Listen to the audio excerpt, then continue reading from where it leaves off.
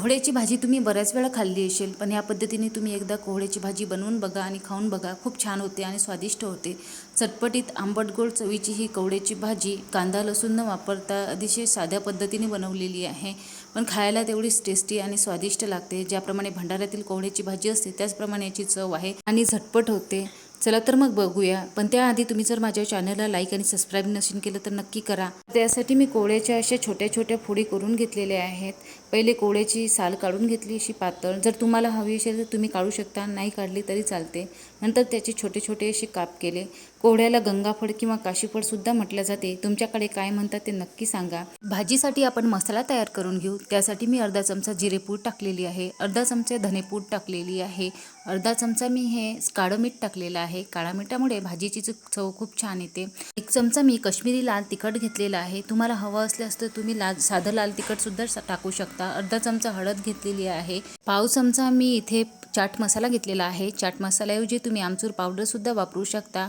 आणि एक चमचा मी किचन किंग मसाला घेतलेला आहे. किचन किंग मसाल्याऐवजी तुम्ही गरम मसाला सुद्धा वापरू शकता. नंतर हे मसाले मिक्स करून घेऊ. आता भाजीसाठी कढईमध्ये भरपूर असं तेल टाकून घेऊया. तेल गरम झाल्यानंतर अर्धा चमचा जिरं टाकून घेऊ. जिरं छान झाल्यानंतर त्यामध्ये अर्धा चमचा मेथी दाणे टाकून घेणार आहोत. यामुळे भाजीची चव खूप छान होईल.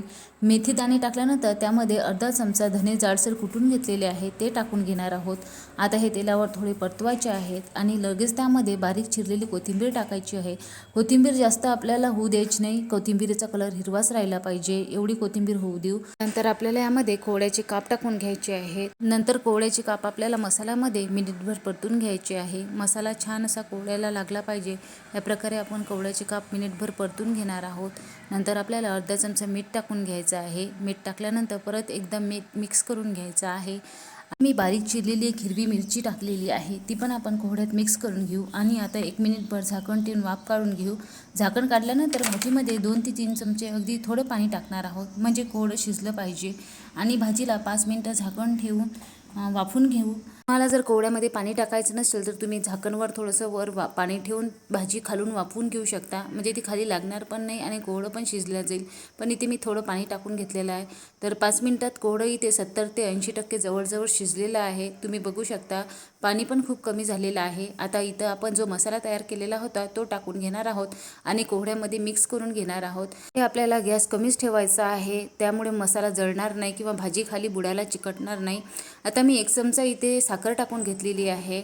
तर साखरमुळे भाजीला चव छान अशी गोड येईल. तुम्ही साखरेऐवजी गूळसुद्धा वापरू शकता.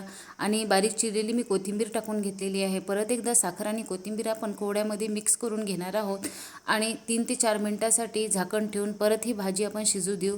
तर 3 ते 4 मिनिटात तुम्ही बघू शकता की भाजीला साखरेमुळे छान असं पाणी सुटलेलं आहे. भाजी छान अशी शिजलेली पण आहे, पूर्ण भाजी शिजलेली आहे. तुम्हाला जर भाजीत रस्सा हवा असेल तर तुम्ही इथं गरम पाणी टाकू शकता. गरम पाणी टाकल्यानंतर परत थोडीशी वाफ काढून घ्यायची, म्हणजे भाजी छान होते. तर आता आपली भाजी आपण बघणार आहोत शिजली की नाही. फोड तुम्ही बघू शकता की फोड कापल्यानंतर सहज तुटली, म्हणजे भाजी छान अशी शिजलेली आहे.